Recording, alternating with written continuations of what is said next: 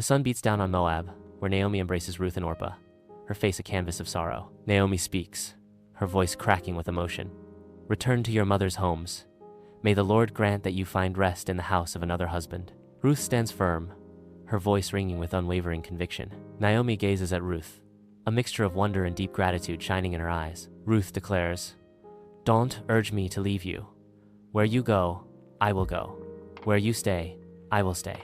Your people will be my people, and your God, my God." Across the desolate hills, Ruth supports Naomi, their figures small against the landscape. Naomi stumbles, her frailty momentarily overcoming her resolve. Ruth steadies Naomi, her face etched with worry and unwavering determination. Amid the golden barley harvest, they approach the bustling gates of Bethlehem. A chorus of whispers rises among the townswomen.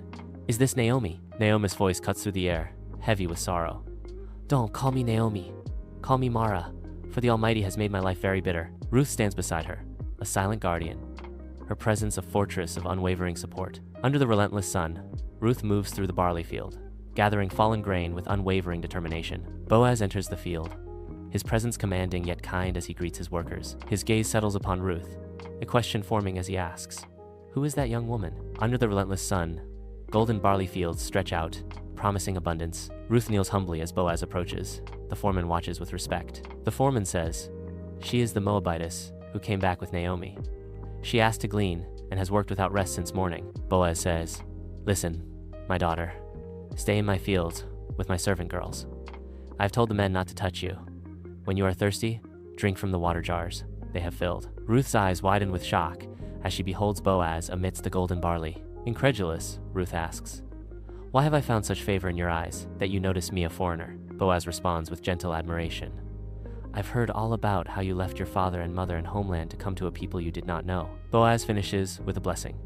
"May the Lord repay you for your kindness." Ruth returns home, her arms overflowing with grain. Naomi watches Ruth, her face etched with disbelief, as she examines the generous harvest. "Where did you glean today? Blessed be the man who took notice of you," Naomi asks, her voice filled with wonder. Ruth replies, "The man's name was Boaz." Naomi's eyes widen as she finally understands. A glimmer of hope sparks within her. Naomi exclaims, "The Lord bless him. He is our kinsman redeemer, one of our guardian redeemers." Under the silvery glow of the moon, Boaz lies asleep among the mounds of harvested grain. Ruth walks silently across the threshing floor, her presence a whisper in the night. She kneels and uncovers his feet, then lies down beside them. The air is thick with unspoken hopes and dreams. Boaz wakes with a start, his eyes widening in surprise. "Who are you?" Boaz asks, his voice filled with curiosity. Ruth answers with reverence, "I am Ruth, your servant. Spread the corner of your garment over me, for you are a guardian redeemer." Boaz responds, his tone filled with warmth. "The Lord bless you, my daughter. This kindness is greater than what you showed Naomi. You have not run after younger men, rich or poor." Boaz looks at her, eyes filled with profound admiration. Boaz speaks with resolve. "There is a redeemer nearer than I. If he will redeem you, good," he continues. "If not, as surely as the Lord lives, I will.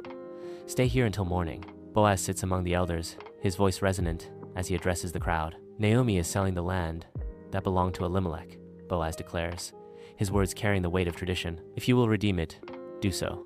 If not, I will, for I am next in line." Boaz steps forward, adding a crucial detail to the redemption agreement. The other redeemers face clouds with concern. "Then I cannot redeem it, for I might endanger my own estate." "You redeem it." He removes his sandal, offering it to Boaz. "On the day you buy the land from Naomi, you also acquire Ruth the Moabitess, to maintain the name of the dead with his property." Ruth and Boaz stand side by side, joy illuminating their faces as they are surrounded by the townspeople. Their simple yet heartfelt ceremony symbolizes a deep commitment, resonating with divine promise. Ruth gently places her newborn son into Naomi's waiting arms. Tears of joy well up in Naomi's eyes as she cradles the infant. "Praise be to the Lord, who has not left you without a guardian redeemer. May he become famous throughout Israel."